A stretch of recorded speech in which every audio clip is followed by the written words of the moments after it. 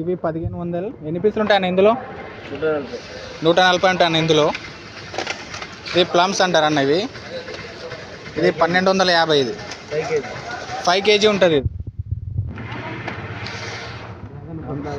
ఇంకోటి డ్రాగన్ చూడండి అన్న.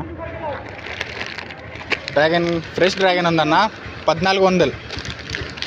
22 పీసులు ఉంటాయి ఇందులో.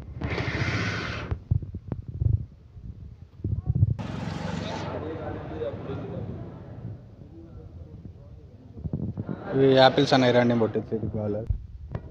ఇది కిన్ను.